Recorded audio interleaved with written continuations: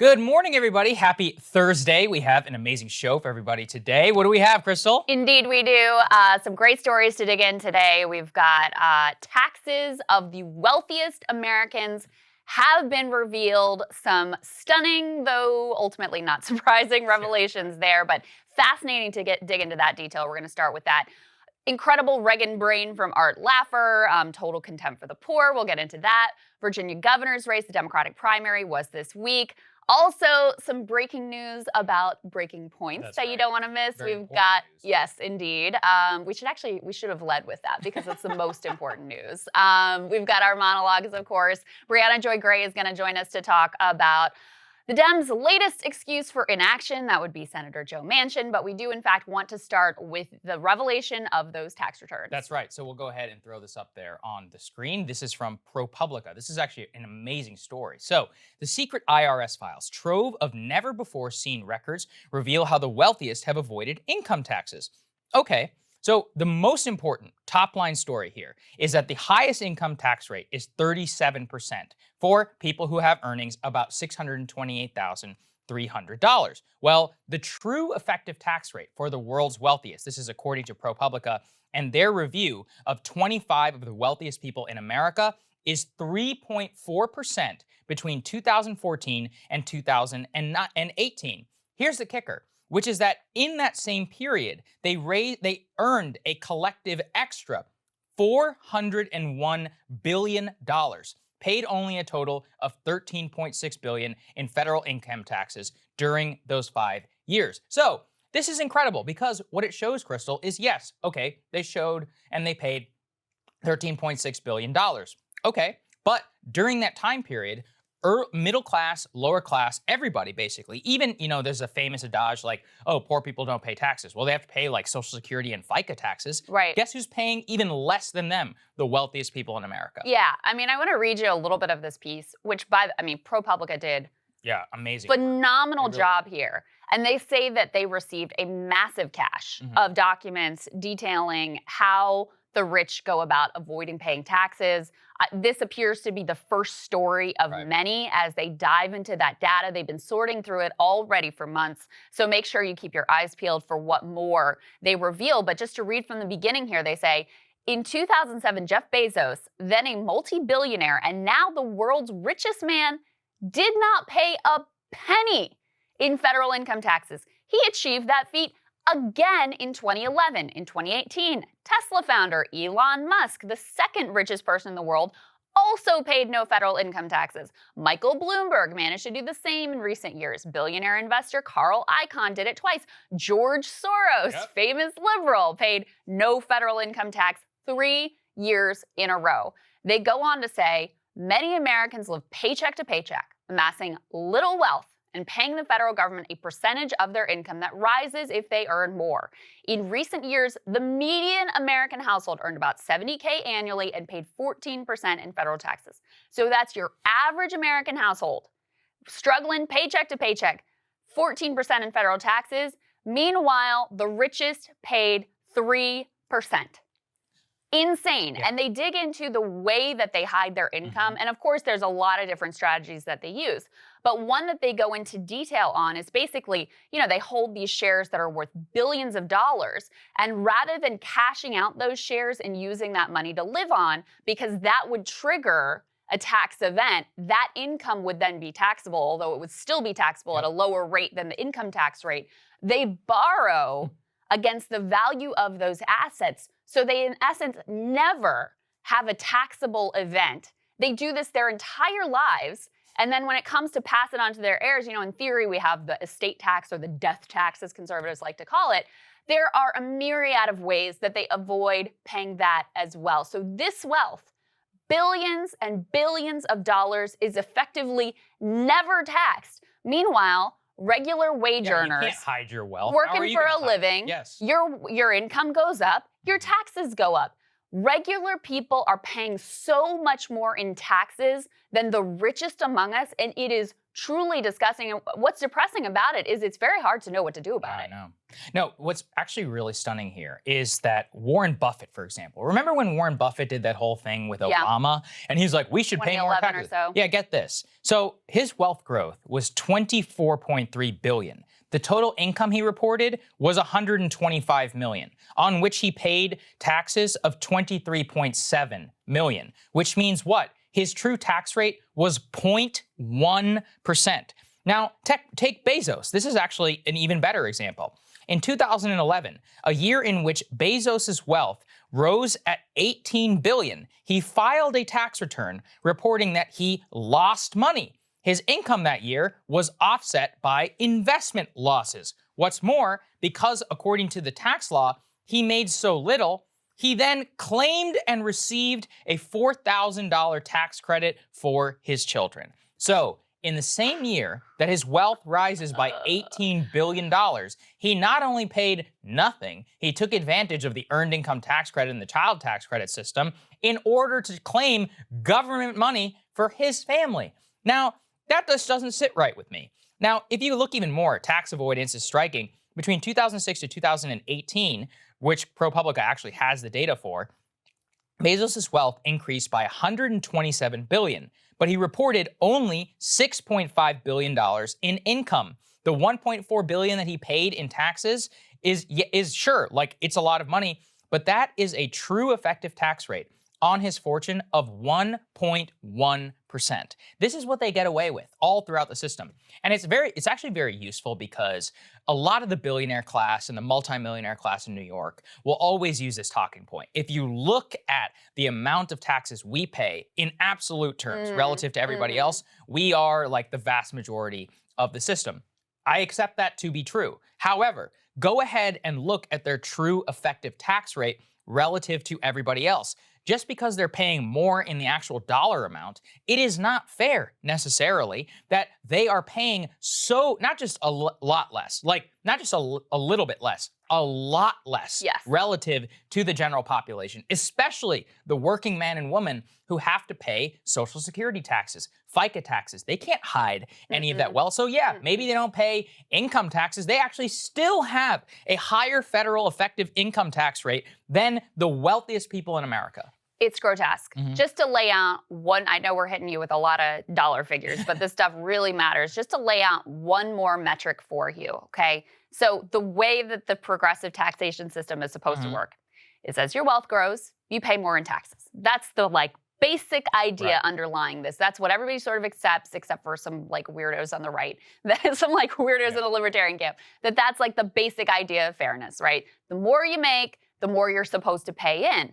However, that is the polar opposite of what is going on here. So they crunched the numbers and found that for every $100 of wealth growth over the period that they studied, typical Americans paid $160 in taxes. So for every $100 of wealth growth, $160 in taxes. Jeff Bezos, for every $100 of growth, paid $1.09 in taxes. That gives you a precise number of how wildly unjust and unfair this current system of taxation is. And I thought they had a line in here that I want to read to you because I think this really sort of nails the core of why this is so incredibly enraging. And not just enraging, but also gets to the heart of like this breakdown of a sense of trust and belief in this society. They say, look, there's a more fundamental issue than which programs get funded or not. Taxes are a kind of collective sacrifice. No one loves giving their hard-earned money to the government, but the system works only as long as it's perceived to be fair. Yes, that's right. And what you see from these numbers is this is wildly unfair. And the solutions to it, look, leftists have offered, wealth tax, which I think is a good idea. It's been shown to be a little bit complicated. Some countries have tried it. It's been hard to implement. The biggest problem is that what the rich do is they'll move their income from, if it's, if the taxation system changes here, they move it overseas to somewhere where they're going to get more favorable treatment. So it's actually a hard problem to really get at and really deal with. But what's really outrageous too, you can throw this next tear sheet or a tweet from CNN up on the screen.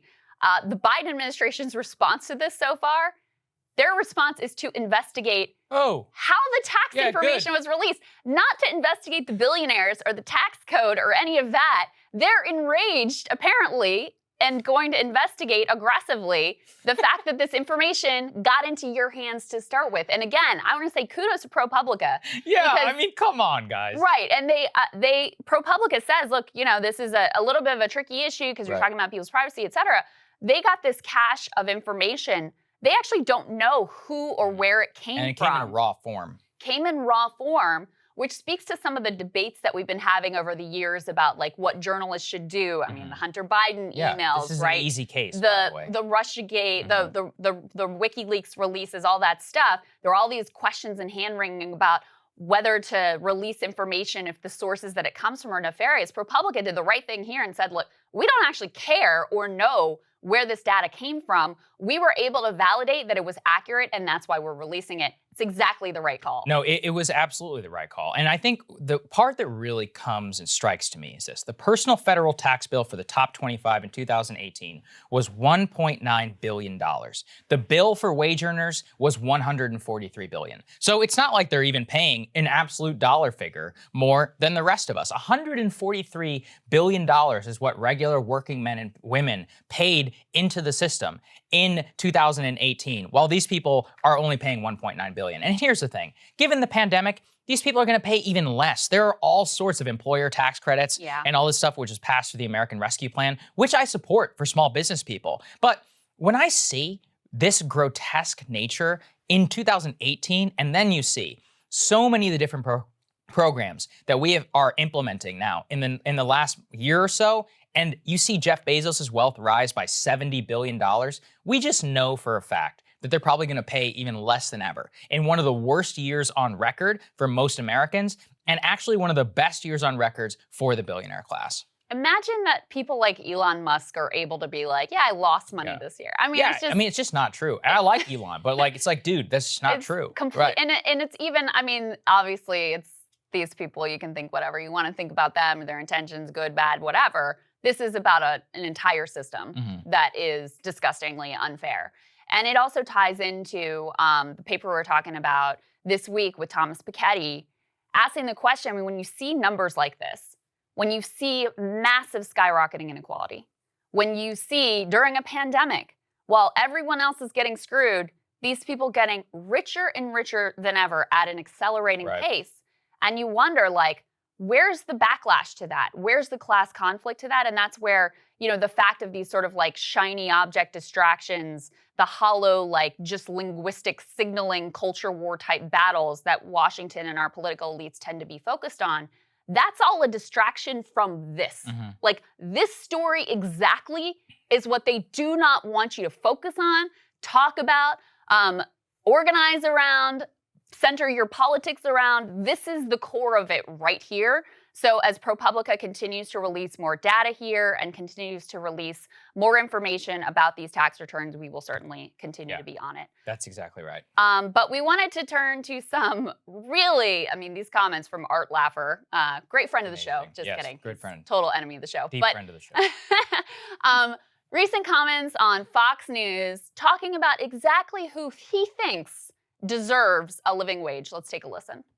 Okay, Austin wants to talk about the current McDonald's CEO, Kemzinski. He's noting that artificial intelligence technology has 85% accuracy with filling orders, with workers having to step in for approximately 1 in 5 orders. It's going to be a big leap, he says, to go from 10 restaurants to 14,000 restaurants. But there is no doubt they are working in that direction, Art. Yeah, for those people, Sandra, who are coming into the labor force brand fresh, not old timers who've been around for a while, the poor, the minorities, the disenfranchised, those with less education, young people who haven't had the job experience, these people aren't worth $15 an hour in most cases. And so therefore, when you have a $15 an hour minimum wage, they don't get that first job. They don't get the requisite skills to earn above the minimum wage. And after a few years, they become unemployable. And after becoming unemployable, they become hostile. And that what you'll find happening is this technology has created an underclass of people who are really just bid out of the labor market and will remain out of the labor market for most of their lives. And this, I think, is just a tragedy. I love the technology, but the technology is replacing the jobs for these people. And it's a killer. It's a killer for just the people who need the help the most. I mean, it's an incredible, it's the whole thing is. I love how he was like the poor, the minorities, the young. I was like, dude. Right. Yeah. Right. The less educated, poor, minorities, disenfranchised, or disadvantaged, I can't remember which word he used, and the young aren't worth $15 an hour. Aren't worth. That's the language that he used. Yeah, they're not worth it. This is your brain on Reaganomics. I mean, this is what it is. And this here, I mean, I know it may seem gratuitous to dunk on Larry Kudlow and on Art Laffer. These are the mainstream brains within the Republican Party. I want people to understand that. Right. Art Laffer was literally advising the President of the United States during as COVID. recently as 7 months ago, during COVID, for all of the CARES Act, the rescue packages, opposition to the stimulus bills. Art Laffer, Stephen Moore, and Larry Kudlow, the three of them together worked incessantly to make sure that the American people delivered or got less aid while Trump was in the White House. Now, look, I'm not blaming them only. Trump's the idiot who listened to them. Right. So, like, don't think of this as me writing them off. But these guys are very, very powerful. They remain immensely powerful. If you go and you ask, let's say, the median Republican senator, and you're like, hey, like, who do you turn to for political or economic advice? They'll say Stephen Moore and Art Laffer. They're like, these are the people that I listen to. And Laffer in particular has just been a ridiculous figure. He was the first person that Larry Kudlow invited on his brand new Fox Business show in order to go after stimulus checks for Americans, and to say like, oh, this is going to lead to widespread inflation and all this other fear-mongering, complete nonsense, like why the economy doesn't need more stimulus. These people have been proven wrong for 35 years plus, and yet he still gets to go on Fox. But worse, it's not just the Fox thing. People listen to this man. A lot of people in power. And so that's what we're trying to show you. This is what they actually think about you. They think of you, I use this term because this is what they use, human capital stock. Yeah. They usually think of you as livestock, and that's the perfect example. At best, at best. Yeah, probably less. I mean, really, it's less than human, less than even a sentient being at all. It's like you're a cog. You're a cog, and we think you're less. $15 an hour, just so you understand, is the bare minimum that you can survive on. In only a handful of places can you even survive on $15 an hour. Like, in most parts of the country, that's not even a living wage. Well, especially in metropolitan areas. Especially in metropolitan areas. But which is where half the country lives. If you look at housing prices, especially at this point, how many places in this country can you even afford a one-bedroom apartment on $15 an hour? That number is diminishing every single day. And so when he's saying he doesn't think the poor, minorities, young people, disadvantaged people are worth $15 an hour, he's saying you aren't worth enough to even live on, to even attempt to live on. And this is like quiet part out loud, because that's what really undergirds the whole philosophy, is just this level of dehumanizing contempt, where all you are is a cog in the marketplace. All you are is like a dollar value of worth. And if the second that a robot is a penny cheaper, you're out the door. And that's what he's talking about here with automation, is like, and he's trying to play this, and I'm so worried about it. And really, I'm a humanitarian for wanting your wage to be like $5 an hour. When, look, it all depends on what your values are. Do you value human beings have a decent, dignified living? Or do you value this like absurd, radical, you want to talk about radical fringe, like this type of ideology is extremely radical and fringe. But you're right that within Republican Party elites, it's incredibly mainstream. Let's not forget Florida this year, as they voted $15 minimum wage pretty overwhelmingly for Donald Trump, also voted even more overwhelmingly for a $15 minimum wage. It is the bare minimum. Honestly, at this point, we should be asking for more than $15 because we've been asking for that for 10 years. The minimum wage has not moved in the longest period in history that we have ever had in the history of that program. And oh, by the way, for the Biden people who claim this was like the central promise that they made. I mean, this is what he made to Bernie. Remember that? Yeah, in that first endorsement video, that was so painful to watch, the one thing that he really like emphasized to Bernie was I support $15 minimum wage. When's the last time you heard them talk about it? Oh, It's completely fallen off the radar. Why? They're listening to Larry Summers. They may not be listening to Art Laffer, but they're listening to Larry Right, Summers. because this is how elite structures of power work, which is that, yes, Larry Summers and Art Laffer may be totally discredited in mainstream economic thought, government policymaking, all of that. It doesn't matter because Art Laffer goes on Fox News and Republican senators have to respond to people who are on Fox News. Now, if you're the Biden White House, who do you have to respond to? It's MSNBC and the op-ed pages of the New York Times. And guess who's writing op-eds scaremongering about inflation? Larry Summers. And so, look, he may be on the outs. He may not be in the White House. Guarantee you a lot of people in the White House read that op-ed and said, maybe. And if that influences their decision-making, then he has had a tremendous more impact than you or I or any of the people with actual ideas about how the economy should run and more, or really about how human beings should be valued in the labor force. They have no say whatsoever. This is a prime example of how elites leverage their networks of power in order to influence the policymaking process.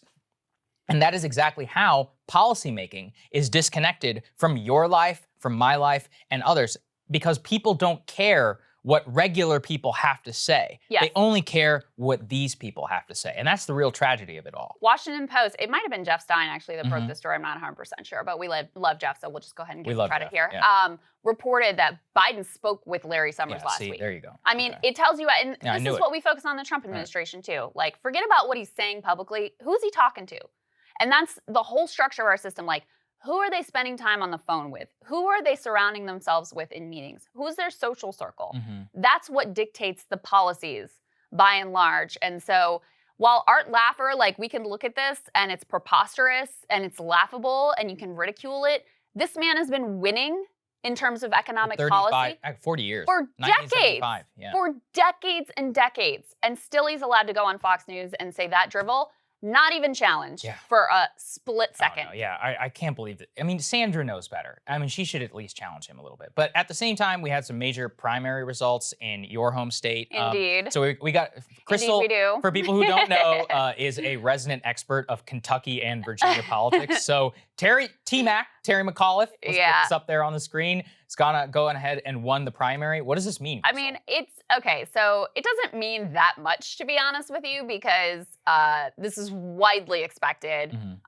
Terry McAuliffe, of course, longtime Clintonite. He basically sort of made his political bones by being Bill Clinton's best friend. Oh, and being the greatest bundler that politics has ever known. Massive fundraiser. I've been around Terry a lot, and just from my run in Virginia at the same time that he was running for governor and stuff like that. And I mean, he does have this like classic politician, larger than life personality, big man, dominates a room, all that stuff. It was always when you're at an event, one of these like Democratic Party events, he's always the last person to sit down because he's working the room, just classic sort of like glad handling. You'll recall, I don't know if you remember this, when he first ran in the Democratic primary for governor, it was back in 2009, and he actually lost to Creed Deeds, who went on to get destroyed by Bob McDonnell and what presaged then the Tea Party wave. And that's why these Virginia elections are ultimately important. Virginia and I think New Jersey are the only states that have gubernatorial elections this year. New Jersey obviously is like solid blue at this point. Virginia is pretty blue too at this point, but still it's a little bit more of a bellwether. So that's why these things tend to be viewed as a canary in the coal mine. So number one, what people were looking at is what would his margin be? And his margin was gigantic, overwhelming. 62% of the vote. He won every single city and locality in the entire state. And look, I mean, the guy's a former governor. Right. People broadly liked him when he was governor. He wasn't amazing. I mean, in terms of progressive values, he certainly wasn't great. And the area that, of course, I find particularly enraging and also important about Virginia politics for the national political scene is this state at this point, it's controlled by Democrats at every level, 2 Democratic senators, Democratic governor, Democratic House, Democratic Senate. And it is still ranked as the worst state in the entire nation for workers' rights, okay? Democrats control everything, still ranked as the worst state in the nation for workers' rights. So McAuliffe, as part of his campaign, Last time around, he did not even support at all. He said no to the repeal of right to work. Now he's moved a little bit and said basically, well, if it ends up on my desk, I guess I'll sign it. But mostly he spends his time illustrating how it doesn't have a chance of passing even a Democratic House and Senate. Very revealing comments. Let's take a listen to those. Well, but lifting workers up is really important. I get asked a lot about right to work, and I'm very honest with everybody. And I have, most international union support are with me. And I tell them, I got to work on the things that I know I can get done. Right to work has never seen the light of day in the Democratic Senate, as you know. And in the House of Delegates, it just went down to defeat in a Democratic legislature, 85-13. So I understand numbers, I can count, but what I can get done, which the unions and others care about, they care about collective bargaining. Let's get the collective bargaining piece done and all the other issues that I raised. I work on things I know I can get done, and I will lean in hard on those issues. If it came to my desk, sure, I'd sign it. But listen, you can't get it through the House and Senate. I mean, so let's talk about, Chris, what we can actually get. We got a lot of work to do over the next 4 years.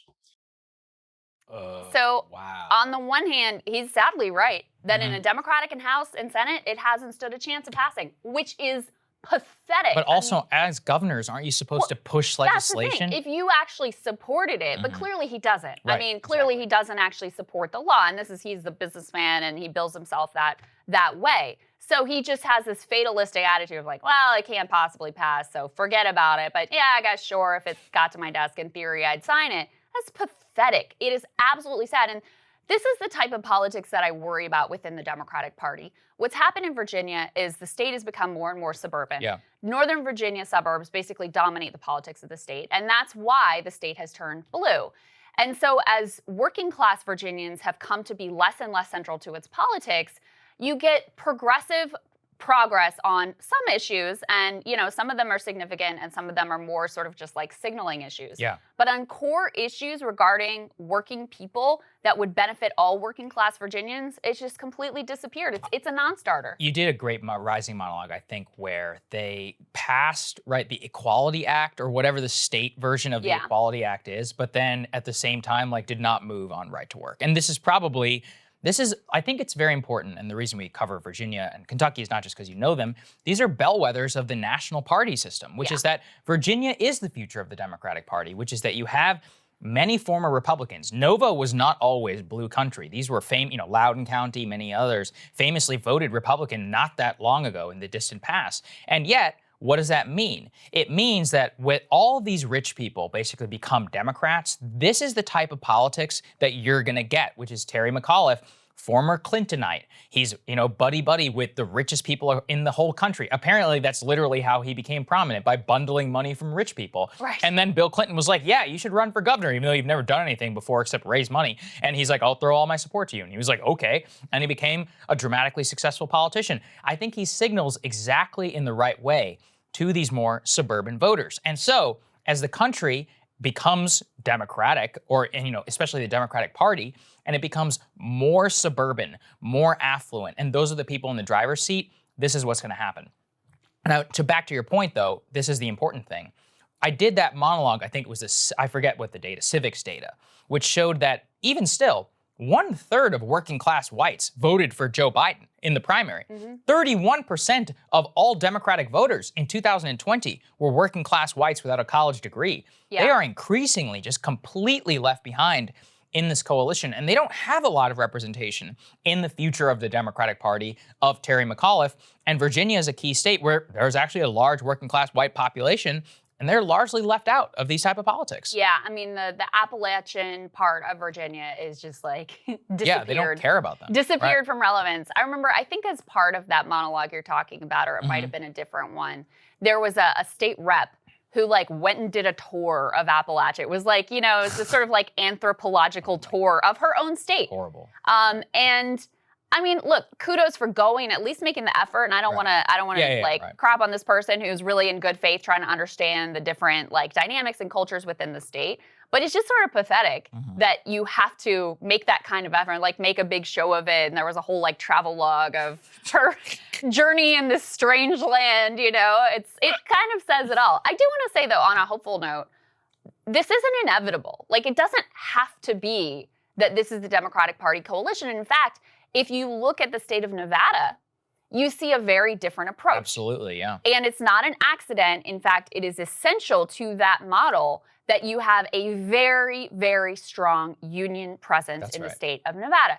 And so this was also really demonstrated in the Democratic primary, right? Bernie Sanders wins overwhelmingly in the state of Nevada, where you have this working class coalition that, is focused on these economic populist issues, versus Virginia. My God, that was the blowout of all blowouts for Joe Biden, where all of these affluent suburbanites just like that flipped on a dime and were 100% with him. I mean, he just blew the doors off in that state. So, like I said, I mean, there's nothing too surprising here, but we can never accept and just like take for granted the fact that Democrats in control of every lever of power in a blue state, when it comes to rights for working people, they're just like, nah, we can't do it. We won't do it. We don't want to do it. That's pathetic. That is pathetic and is a very bad omen for the future of the Democratic Party. I think that's right. And we have some very triumphal news. This is very self-indulgent, so please, everybody stick with us. Let's put this up there on the screen. I think you guys are going to like this. Let's put it up there. Which is that Breaking Points with Crystal and Sagar, the show that you're watching or possibly listening to. I need to remember to describe things better in order for our large, now listening audience. We are now the #1 political podcast in the country. This is insane. It literally has blown me away. The top of the Spotify charts and Apple, as well as Apple. Blowing out Pod Save America. Sorry, Jon Favreau. And there we go. And we went ahead and pushed that icon of us at up 1 and the daily down 1. Yeah. That is seared into my brain as one of the best things. I'm gonna get like a tattoo of that. I literally should. I mean, it's just so incredible. I was looking today. Apparently, we're the #3 podcast on all of Spotify, behind Rogan and then some like wine mom murder mystery thing. That thing's actually kind of cool. I'm sure. I'm sure it is. Okay, it's a true crime thing. It's like historical true crime. Anyway. No hate on the wine moms, but so be it. It's just.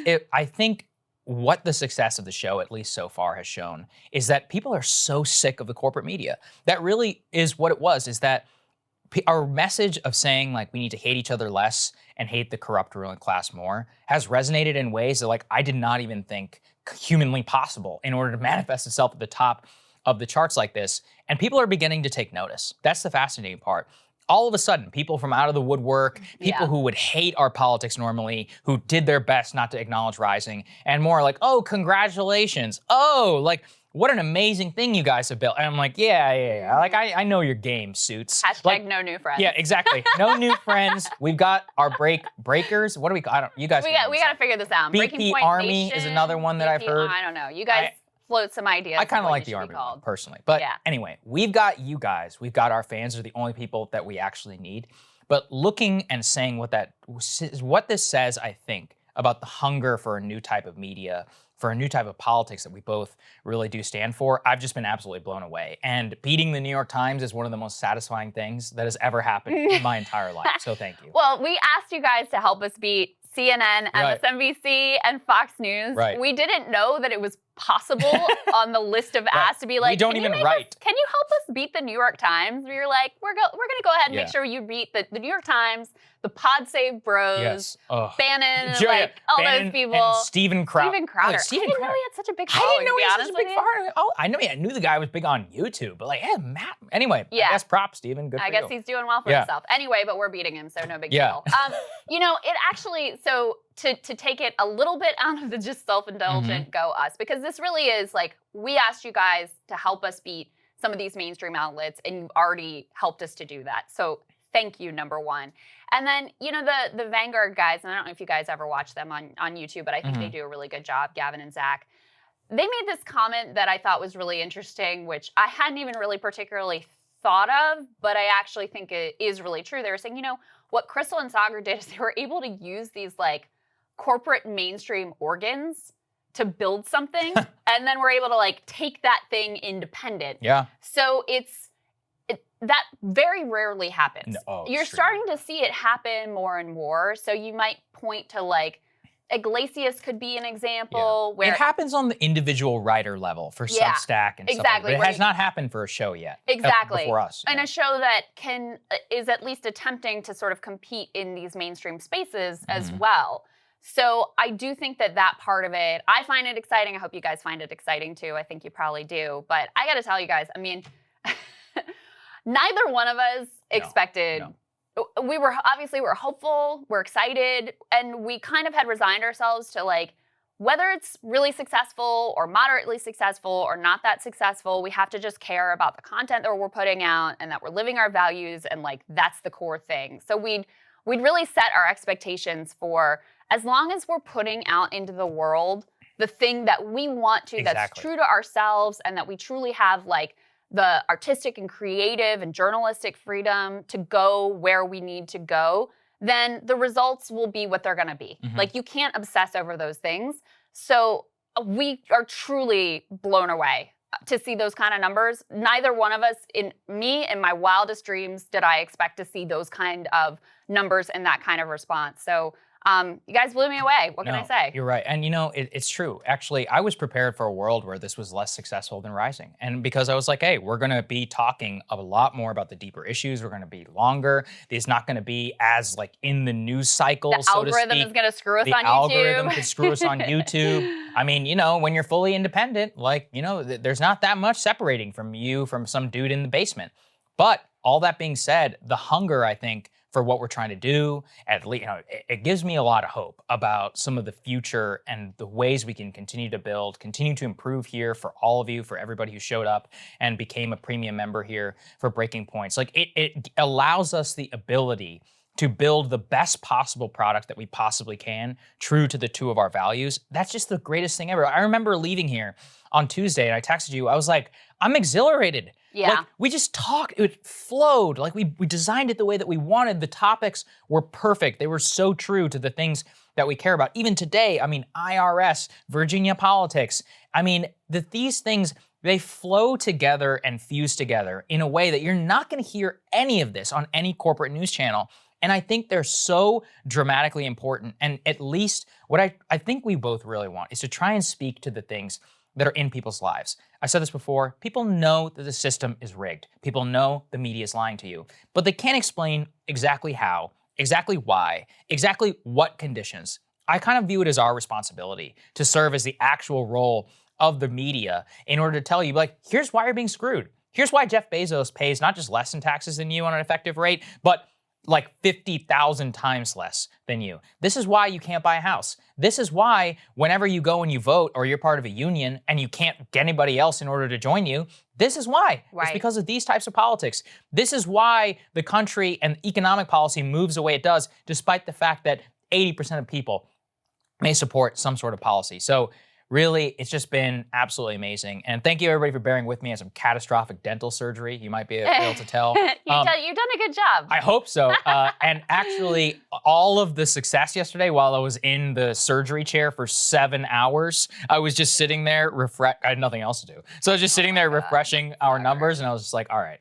I'm gonna be okay. Yeah. No, you've been hanging tough. I'm very impressed. Thanks, guys. Actually. Appreciate it. But no, we love you guys so much. Keep sending in your comments and your feedback. You know, we really want to continually improve. We're going to continue to sort of workshop the look and the feel and the flow of it. But we both, even in these very early days, have found it so liberating. And it's kind of one of those things where, you know, we had our reasons for wanting to leave the Hill, but I don't even think you realize some of the things that are constraining you until you truly sort of like break free of it. And so the format of the show and the feel of it and the topics and the length length of time we're able to spend on it and just the freedom and flow of the format has already felt it feels incredibly liberating. So thank you guys for kind of catching us when we took that leap of faith. We couldn't be more grateful. Seriously. And we hear you on some of the other stuff, 1080p. Let me just explain what exactly is going on. Oh yeah. Which is that, here's the deal. We promised our premium members and everybody else that it was going to get up as soon as possible. Now, we are being smacked, and maybe if you know a solution around this, with horrible processing time, because our show usually runs around, what, an hour and 22 minutes? Yeah, something so like we that, wrap 30. around like 10:30 by the time, some edits, you know, stuff like that. by the time you export in Premiere, which takes a long time, you're looking at maybe 20 to 30 minutes of processing time for a video. That's just not enough for an hour, 22-minute video. So I was like, okay, let's just go to 720p and make sure it gets up faster. So I'm gonna explore some other options. I'm gonna do my absolute best. But one of the things is that we didn't want to compromise on time. Yeah. People like the show. I mean, I guess tell me, like, if you were a premium member and you would rather wait a half hour, we can do that. Maybe we could do Vimeo first, and then, you know, you can watch on Vimeo, and then maybe you can watch on unlisted YouTube channel. I'm thinking about it, but like I said, absolutely hear you on that. Yeah. We hear you on the audio as well. We're working on it. The producer track won't be in the show for today. Any other administrative things that we're doing? No, I think that's it. I think the bottom line is, like, we're trying to weigh all these pieces to give you guys the best experience possible. So when you provide us feedback with, like, hey, actually, we'd prefer you to, if there's a trade-off here, we'd prefer this choice versus that choice. Like, we prefer the 1080p versus, like, getting it as fast as possible. We do weigh into all of this, the type of feedback that you're giving us. So there you go. Thank you, guys. We'll get you 1080p as fast as We're going to work on it, all right? I promise. We'll figure out what we can. All right, Sagar, what are you looking at today for your breaking points? Well, one of the most frustrating parts about covering American politics today is the culture war. People hone in on a position, then they go immediately into absolutes. They decide that the other side alone is the only one that is wrong. And worse, that your own side can do no wrong. The culture warification of politics kills nuanced debate. It kills the ability to understand complete problems. And worse, it allows nothing to get done in Washington. And when nothing gets done, that alone is a massive in-kind donation to the oligarchic elite of America. There is no issue that is more frustrating to me than China. It's hot on the American right currently to be anti-China, which, hey, I mean, that's cool with me. But I think that China is bad for the world, worse for America, and has pretty explicit ambitions to turn our free, open, and market capitalist society against us. But how did things get that way? If you hear most of the people on the right, they'll blame a lot of Democrats, very fairly in some cases, but conveniently, they leave out a key part of history, which is that Republican politicians of the 1990s, like George H.W. Bush, Newt Gingrich, and George W. Bush themselves, are probably more responsible than any Democrat alive for empowering the authoritarian China of today. Worse, shipping millions of middle-class jobs overseas. It was George W. Bush who signed permanent normal trade relations with China into law in 2001. That was the final nail in the coffin for many American union jobs. It was George H.W. Bush who pioneered and pushed NAFTA and so-called free trade policies while he was in office. And the guy in between them, Bill Clinton, was a huge believer in free trade with China as well. All three of these men pushed these policies, possibly in good faith. But beneath the surface, there's always been questions. Was it because they believed in free trade? Or maybe they were getting something out of it personally? I'm bringing this all up again because an important but under-noticed story popped up across my social media feed a few days ago, and I wanted to share it with you. Axios is reporting that a nonprofit affiliated with former President George H.W. Bush agreed to accept $5 million from a policy group at the very center of Chinese U.S. influence operations. The grant to the Bush-China Foundation is from the China-United States Exchange Foundation to, quote, improve Sino-American relations. But what's really interesting is this.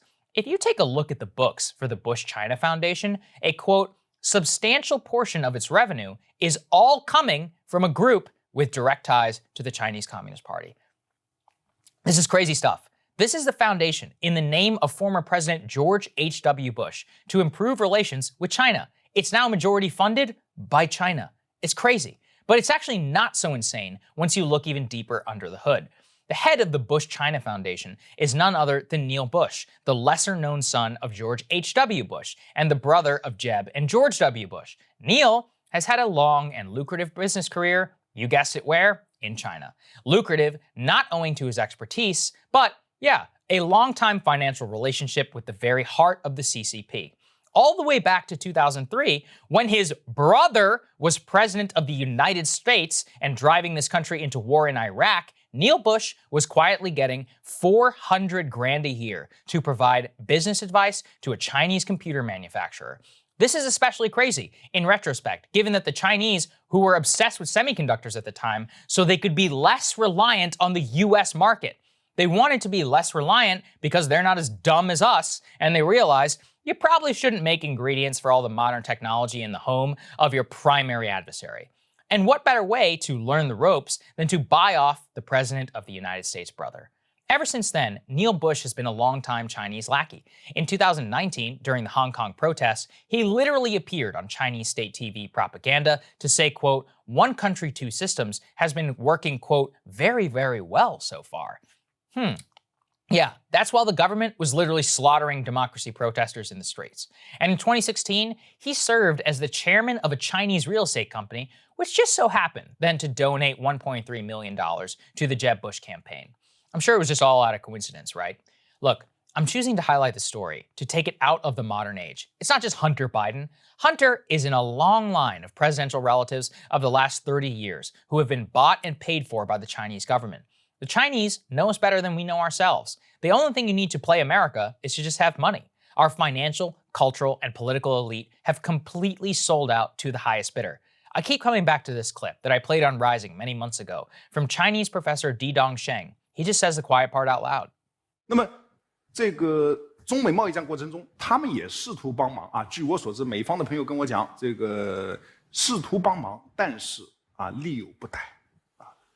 但现在呢，现在我们看到拜登上台了，传统的精英、政治精英啊，这个建制派，他们跟华尔街的关系是非常密切的。所以大家看到吧，拜登的儿子被特朗普说你在全球有什么基金公司，发现没有？谁帮他建的基金公司啊？明白吗？这里边都有买卖啊。那么，所以这个。To me, the best part of that clip is when they all just laugh at how transparent the American political system is. Neil Bush, Hunter Biden, Chelsea Clinton, Jared Kushner. If it all starts to meld together after a while, the only way to make things right and to actually make our political system work again is to recognize the immutable and fundamental truth that not only are both parties 100% complicit in getting things to where they are today, but both parties do not have credible answers as to how to get us out of this current morass. Something I passionately believe is that all policies based upon lies eventually fall apart.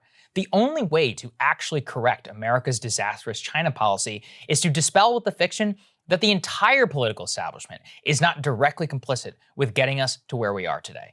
And that's the thing, Crystal, which is that a lot of people on the right, they like to talk a big game about China. But nobody wants to talk about the fact that Jared Kushner's family company was literally caught auctioning off like high-dollar visas to Chinese businessmen in exchange for like buying apartments or whatever. Or how Ivanka and her like line for Nordstrom was all manufactured in China. Or that Trump's ties were manufactured in China. I think even MAGA hats at one point were manufactured in China. All of this is just transparent to the fact where, if you want to be honest, which is that our political elite sold us out, millions of American workers lost their jobs at the hand of our political elites and the Chinese. We have to say they were all involved. And that's the thing about Neil Bush. Neil Bush is just like, it's an amazing story because it's 25 years now out of the news. He's been receiving money as a down payment for years and years and years, and George H.W. Bush's son is now heading a library in his own name, receiving direct funding from the Chinese Communist Party. I just think it's the perfect cap on the career of the Bush family in America, what they've wrought upon us. But really, it's just, how many Neil Bushes are there? In a way, every family has a Neil Bush. The Bidens, the Clintons, the Bushes, all of them, of the last 40 years in American politics. Let's be really clear here. From a left perspective, normalizing trade relations with China costs us millions of manufacturing Millions. Millions. And one of the few people who called that, of course, was Bernie Sanders. 100% right about that. Continued to be 100% right about all of that. And why? Why do we do that? It's because of this cultural value that has been become the central value in America, that shareholder value, increasing GDP by a tiny bit. That's right. No matter how that increase is distributed, no matter where it comes from, and no matter who it goes to, no matter if it all consolidates essentially in the hands of a few billionaires, that is what the country should be all about. And from that core value taking hold sometime around the 80s, sometimes around Reagan, you can see so many disastrous follow-on effects that all come together in the stats that we cover here all the time. When a country stands for nothing other than shareholder value and profit maximization, you're going to end up with a hollow and miserable place. And that's where we live. And that's where we are, where people wonder, why do I find my life? Why do I have so much trouble finding meaning in my life? Why do I feel so disconnected? What happened to the community systems that used to be around here? What happened to these value systems that used to be in place? And I don't want to be all like nostalgia. Like America in the past had plenty of problems too that we would not want to go back to, by the way, either one of us. No. But neither of us would be sitting here right now. Right. 1950. Yes, Right. very, very true. But, when you have a country that only cares about money and where money drives absolutely everything, you're going to end up in a really miserable situation because there's just so much more to life and humanity and communities and human relations.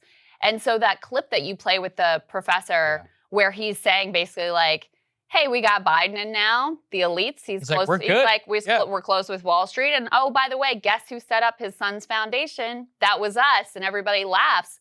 They're laughing at us. They see it so clearly. That's like that's they how get their it so society clearly. works. Like that's how their society works overtly, like bribery and all of that, and that's fine, like whatever.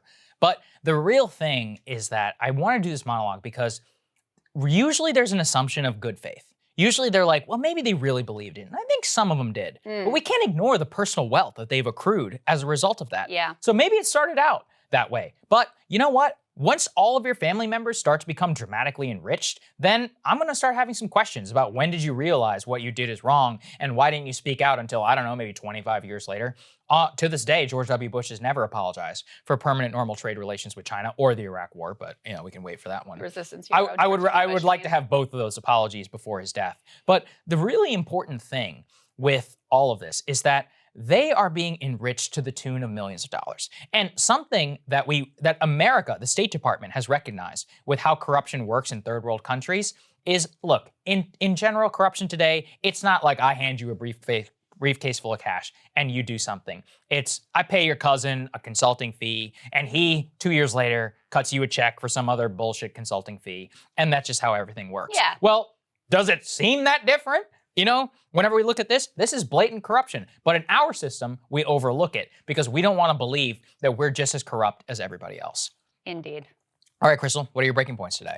Well, if climate change is an existential threat, Biden is letting us drown. That was essentially the message of Democratic Senator Sheldon Whitehouse as he laid out the silence and lack of action from the Biden administration on what Democrats claim is the existential threat of climate change. So here's Senator Whitehouse's Twitter thread calling out the Biden administration.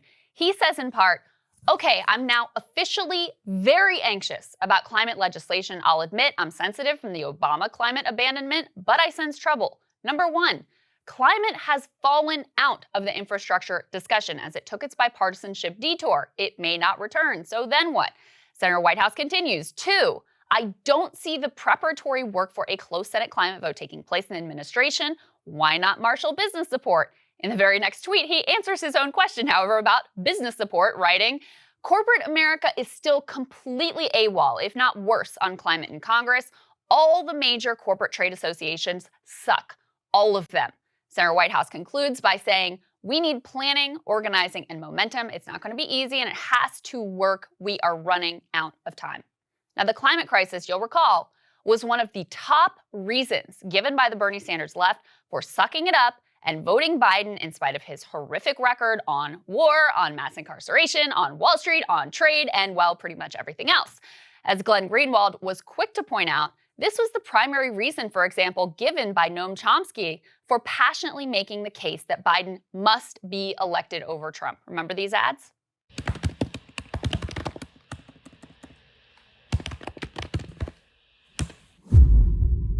Another 4 years of Trump may literally lead us to the stage where the survival of organized human society is deeply imperiled.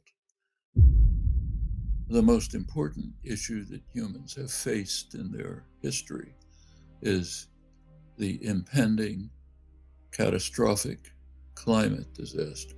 According to a new report, experts say that we have until 2030 to avoid catastrophe. Trump is the worst person in the world on this issue.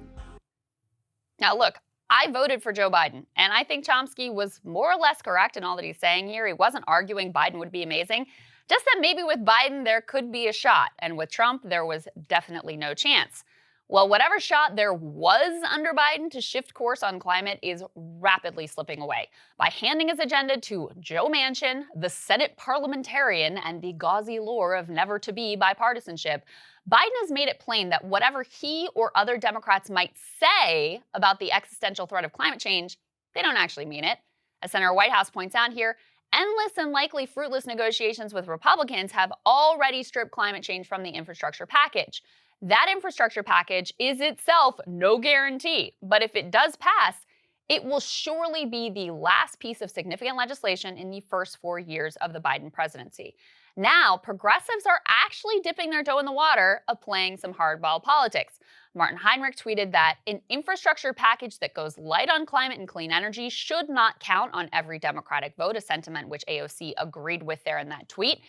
It's not quite the hard line that the right-wing Democrats draw like Manchin or the no salt, no dice crew, but at least they did a hint that maybe, possibly going light on climate could risk losing their votes.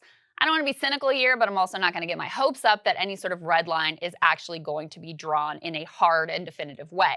New data, though, should bolster the progressive case that the threat is at least as significant as Biden previously claimed to believe.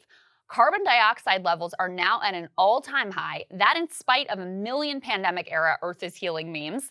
Scientists at UC San Diego's Scripps Institute of Oceanography, they recorded carbon dioxide levels at 419 parts per million in May. That is a new record, and it's 50% higher than in pre-industrial times. Ralph Keeling, a geochemist at Scripps, told the LA Times that it's rising as fast as ever. Fossil fuel burning is the center of the problem. It's what's driving CO2 up and is the major cause of climate change. The truth is this: Democrats are playing you for fools. They love to use existential rhetoric, sometimes justifiably, sometimes not justifiably, but they never ever act in a way that matches the words. Just ask yourself this: if Trump was an existential threat and a fascist leader, why did they willingly hand him huge military budgets and surveillance powers? If our democracy is truly in danger of existential collapse, why are you just allowing Joe Manchin to casually torpedo the reforms upon which we were told our democracy depended? If we're in a battle for the soul of America, why is Biden engaging in all the same standard issue Washington corruption that has so damaged Americans' trust in our government? Now, on climate, the data speaks for itself. Establishment corporate Democratic rhetoric claimed an existential threat, and on this particular threat, they were correct. But they treat it like any other issue, to be trotted out on the campaign trail, used to shame and guilt reticent, principled voters into voting blue no matter who, and then jettisoned as soon as it's inconvenient. Don't worry, it'll be dragged back out the next time they need young lefties to begrudgingly give them their vote. But by that time, it may well be too late. And this is a real test setting up here for the squad saga, because look, AOC came in, Green New Deal is her baby. Like, that's her signature piece of legislation.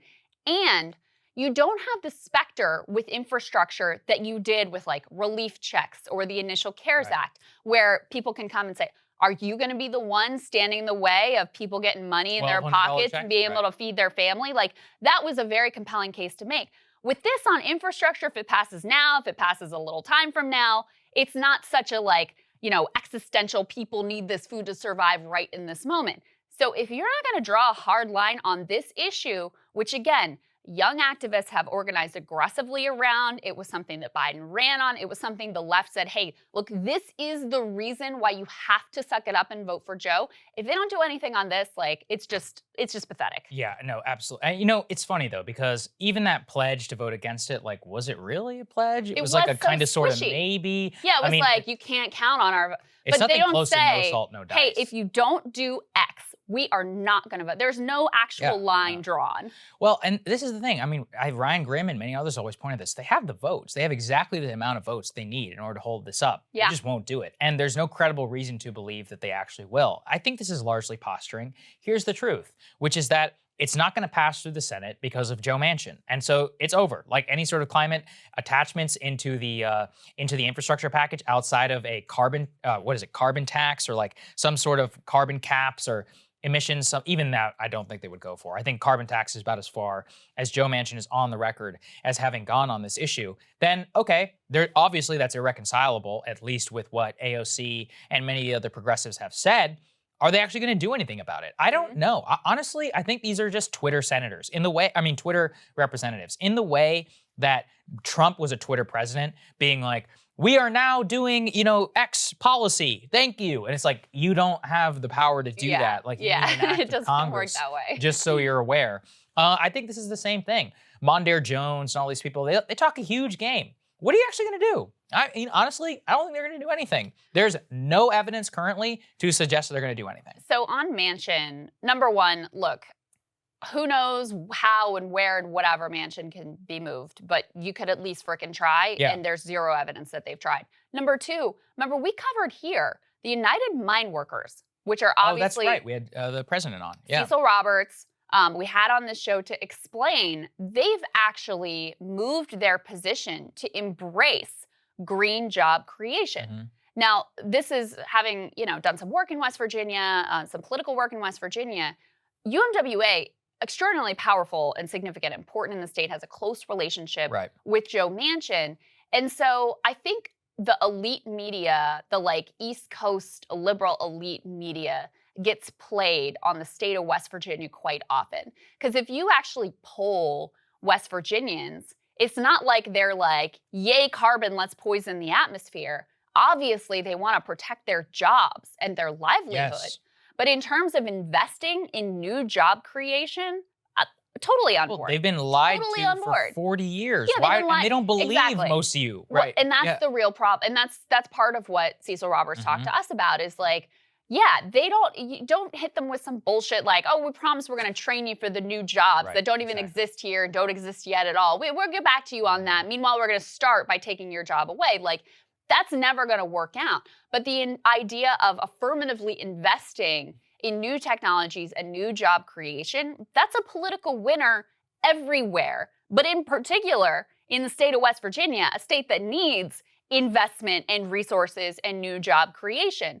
So this idea that Manchin is representing his state when he just stands against all this stuff, that's just not true. No, you're right. And I think that he's able to play into this caricaturish view of the state that the elite media holds in their mind in order to just get a pass on all this stuff. Elite media thinks so little of West Virginians. They think they're hicks, that as long as Joe Manchin stands in the way of H.R. 1, he's representing their interests. And look, H.R. 1 probably is very unpopular in West Virginia. But more what I'm talking about is that they think so little of them to say that they're doctrinaire Republicans. They're just not. Yeah. We all know that, which is that they're actually dramatically more progressive, if that's even the right word, left, I guess. It's a populist state. Yeah, it's a populist state, and probably in the truest sense of the word. And because that scrambles ideological minds of people here in D.C., they just write it off, and they just look at them so condescendingly. I'm not even sure you're right about H.R. 1. Maybe. I don't know. I think it depends on how it's presented, Yeah. right? Because if you present it as Joe Biden and the liberal Democrats' attempts to take over the yes, 100%. But remember, we covered those focus groups that got released. It was a Koch group. That's right. Remember? That's right. And they were talking to voters across the political spectrum. But even the Republicans, when they were explaining to them this will take money out of politics. And they were trying to explain it in the most nefarious way. And they still couldn't get people won over to their side. And so their conclusion from this focus group was let's just not talk about it. Right. Let's just kill it quietly with lobbyists. And this actually connects back because it was just revealed, I think Sirota did this reporting, that the Koch network has been aggressively lobbying Manchin and tracking his moves. So rather than trying to make the case to the people of why this would be bad, they decided to go behind the scenes and an intensive lobbying effort. And lo and behold, it's bared incredible fruit for them. Not a surprise whatsoever. Yeah. I think we have a great guest. I think we have an amazing now guest that we can bring in. The one and only Brianna Joy Gray can join us on this conversation, picking right up on our conversation on Manchin. Of course, Brianna, former National Press Secretary for Bernie Sanders, co-host of the Bad Faith podcast, contributing editor of Current Affairs, and all of that good stuff. It's great to see you, Bri. Thanks for coming on with us. Good to see you, Brianna. We missed you. I missed you guys too. It's such a pleasure. Congratulations. This is huge. Thank you. Really all right, before we get into serious stuff, I think I have a lot of respect for your design eye. I know. So give us your unvarnished feedback on the set and the look and all of that, because I haven't asked anyone else, but your view I actually respect on this. Well, you two get top marks. Your girl loves a brick wall. You guys always look very dapper personally. You look well put together. You look gorgeous. And the set, the desk, Sagar, I want to give you credit for the thank you. desk, which I Thank know you. you worked You know, very hard on. right the way to my heart. You know exactly the way to my The heart. way to Sagar's heart is through It's desk through this desk, commentary. through an acrylic desk manufacturer. And Serious. you look like a great mix of. Sorry, go ahead. No, I was saying, like jokes aside, this is something I've been curious. We were just talking about, Crystal was about how some House progressives had come out and been like, well, we maybe-ish may not vote for this thing if it doesn't have climate infrastructure anymore. And then you obviously have Manchin, who's out there, who will basically just declare whatever he wants. And it's pretty much accepted as gospel by the White House. What do you think what does it tell you as somebody who worked for a campaign where the central promise to you by Biden and them was, we're going to listen to you, and even on some of these promises, which they've reneged on and more, like politically, what does that say about the state of the left movement right now? Well, I think it was a little foolish to believe any of those promises, to be honest, especially without any genuine commitments. I mean, Joe Biden barely went on the record, outside of saying simply that, Bernie Sanders and the progressive wing are going to be a part of the administration, those kind of vague platitudes. Look, I am both heartened by the fact that so many progressives are going on the mainstream news right now and calling the corporate ties should have been calling out the whole time, in which Bernie Sanders really made his bones with back in 2016. But I will confess, and maybe this is my brain being overly cynical, that there's something a little bizarre about the coordinated nature with everyone seems to have discussed that Joe Manchin's incentives are driven by his Koch donors, as opposed to the people who live in West Virginia. To your point before, Crystal, obviously it's true that West Virginia is one of the most economically disenfranchised states in the union, and that a whole panoply of what are called progressive programs, which are in fact just regular programs, would inordinately inure to their benefit. So the question has always been, why isn't Joe Manchin willing to act on their behalf? Why is he opposing all of these policies that would help his constituents? And the fact that just now people seem to have been given permission to go on Joy-Ann Reid and say what was always obvious, it's heartening, but it also begs the question, why haven't they taken these stands before? Why haven't they forced this issue on any number of important issues, including the fight for 15 a few months ago? Mm-hmm. Yeah, well, and are they serious, right? Like, it's one thing to go on and to send out a tweet, to do a cable news appearance, et cetera, et cetera. But okay, are you going to actually draw a hard line? Are you actually going to make your vote contingent on anything? To me, that's very much still an open question. And I do think this dynamic with Manchin is incredibly important to understand, because elite media, because they have no understanding of the state of West Virginia, they just assume whatever Joe Manchin says, because he's the only Democrat who can really get elected in the state at this point, that whatever he says about what people in West Virginia want, they take that as gospel, when in fact what he's really doing is sort of like carrying water for Koch and other corporate lobbyists and interests, cloaking that in the mantle of like, oh, this is really what West Virginians want. And since media doesn't know any better, they just kind of take his word for it. Yeah, if Joe Manchin, and any politician this is true of, if Joe Manchin doesn't feel more of a threat from losing his constituency because the true narrative is out there about him not actually respecting their interests, if that's not a bigger threat to his political advances, his ability to earn money, his ability to maintain power, then the withdrawal of the corporate backing that he has, then he's always going to choose the corporate backing. And this is what, people like Ryan Grimm, who've been writing about these things, studying these things for a really long time, always say, they've got power, we've got people. We're never going to be able to outspin Joe Manchin. You're never going to be able to outmaneuver him from the inside the way that some of these progressives seem to be arguably in good faith trying to do at this point. But what we can do is start to try to make it so the consequences of him doing the wrong thing are felt, because he's not able to maintain power, because he's no longer able to spin this web where he deludes even his constituents into thinking that he's doing the right thing. And talking about some of these liberal touchstones, these cultural issues, that'll keep folks in his back pocket. But talking about where the money goes and how the money that is coming to him is causing him to not represent the economic interests of people in his home state, I do think that's a much more effective narrative for people to start to hit. Again, though, to your point, contrast what these progressives are saying to what Joe Manchin is saying. He's been pretty steadfast and certain. I'm not voting for X, Y, and Z. I'm not doing this if it's not bipartisan, knowing full well that they're never going to be 10 Republicans that get on board. The progressives are still using this kind of flim-flam language. I might not get on board. You might see me not voting for this, which makes me feel like it's a bluff that's going to get called. So that's actually what I mean, I've asked you this a million times, but like I see it happen over and over and over again. And say what you will, but like, you know, I know a lot of people who are involved in the Tea Party movement and they're laughing at AOC and others. I even have friends who are like, do these people know anything about politics because they worked in the Freedom Caucus and others, and they're like aware of, you know, that I host a show with you and of some of these left debates. They're like, I can't believe that they just sit there and go along with Pelosi. They said we would have been crucified by our base and by our other members of Congress if we acted this way. What do you make of that? Yeah, I hate to reopen old wounds, but it's difficult to ignore the gravity of a political moment in which the 6 to 10 progressives, however many you want to call like real progressives in the House, literally could have kept Nancy Pelosi, one of the least popular politicians in office, including among Democrats, from being Speaker of the House. Someone who some polls indicate have as much or more of a toxic effect on down ballot races than the progressives that people are always hand wringing about.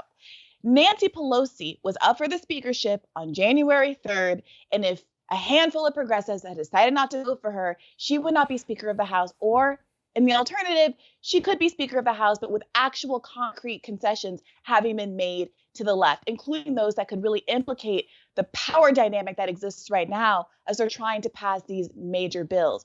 So the question becomes, if you weren't able to fight, willing to fight rather, back then when the stakes were ultimately so low, there was no COVID relief bill or unemployment checks or vaccine rollout hanging in the balance where you could argue, okay, we need to just do this so that America can survive so the world can keep on ticking.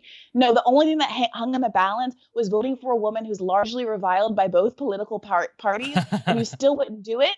That's what gives me some pause about their willingness to follow through in this moment. Of course, I hope I'm wrong. I'm always happy to be proven wrong on these things. Yeah. So I think your point about Nancy Pelosi is actually really important, though, because there was just this new third way autopsy of Democratic underperformance in 2020, some of which I thought was correct. But of course, they had to go on like, and by the way, it's also the left's fault. Never mentioning, right, that Nancy Pelosi is so unpopular. I mean, she has been like a weight around the neck of every Democratic candidate for more than a decade now. I can tell you, when I was running back in 2010, right, Nancy Pelosi was the boogeyman, and she still is today because she embodies this sense of like elite condescension. I don't even think it's about a particular policy or anything like that. It's this sense of like, this person is looking down her nose at you. No one ever wants to talk about that. And how she may be, she honestly, as I'm thinking about it, the Democratic brand is such trash in most of the country. Like, you have to run as far away from the Democratic brand as you possibly can. Nancy Pelosi is as much a part of creating this incredibly toxic brand that has caused the decimation of the Democratic Party in rural America as anyone else. There were literally studies at the same time that the mainstream media was crowing about how Medicare for All, which is overwhelmingly popular, even 49% of Republicans support it, a minimum wage, which again, won with 60% of the vote, a $50 minimum wage won with 60% of the vote in Florida, even where Donald Trump won. They crow about how all these so-called progressive policies are down ballot poison. But there were actual polls that demonstrated that Republicans ran just as many or more ads during the election season trying to the Democratic Party to Nancy Pelosi and her ilk as they did the AOCs of the world. But there's never any introspection about the harm that is done by those kind of figures, especially since there's no upside for Nancy Pelosi. She's not inspiring anybody. She can certainly raise money. But as we've seen now in this new small dollar donation world, so can AOC. That is why she was able to withstand more money being spent on her race to unseat her in this cycle by orders of magnitude than anybody else and still be safe. And despite having that kind of protection, despite being insulated by the vagaries of the corporate Democratic Party, it is frustrating not to see her have a more full-throated response to the party that she said she was running to be oppositional to. I hope this is the start of us seeing something different. But I got to say, after the last 5 months or so, I'm not overly sanguine about that possibility. Yeah, we need to see some stronger language to start with. Right now, it's all, as you said, it's very sort of squishy and like, maybe we'll not. see. And no clear, Right. like, this is what we require. Very different from the no salt, no dice type of line that you hear from the right-wing Democrats. Brianna, so great to have you. Thank you so much. So great to see you. Thanks, Brianna. My pleasure. Good luck. And thank you guys so much for watching. Sagar, what's the pitch? Where can they find us? All the good stuff. Okay, everything down in the description notes. If you want to become a premium member and you want to watch the show full uncut and listen to the show full uncut, right down there in the description links. We are 100% powered by Supercast. Awesome company, awesome technology, which if you're a podcaster, I actually recommend that you check out. Also, you can listen to the show if you like it for free. It's always going to be available here as clips, and it's available as audio with breaks wherever you get your podcasts. I highly recommend for the free people that you check that one out because we're beating the New York Times. Maybe we haven't mentioned that already. No worries. Yeah, no big deal.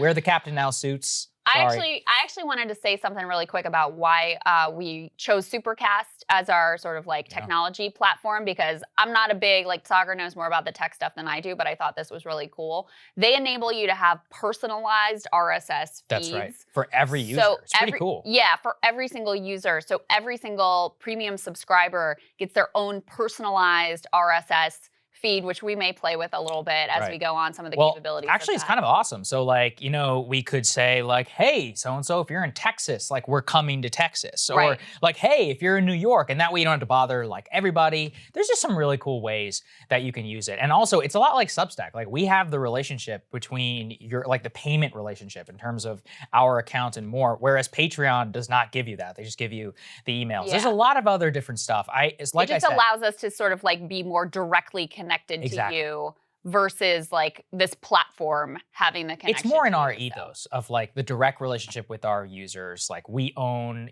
our relationship with our audience, and we always just want to be 100% like true to all of you. So anyway, if you guys could do us a favor, go ahead and hit subscribe here on the YouTube channel, podcast, all that stuff as well. But honestly, here's the main ask. If you like our show, just share it with somebody. I was talking with somebody and they were like an expert in the podcast world. And I was like, when you have one call to action, like what should it be? He's like, dude, organic share. So if you guys like the show, share it with someone and just tell them to check it out. It means the world.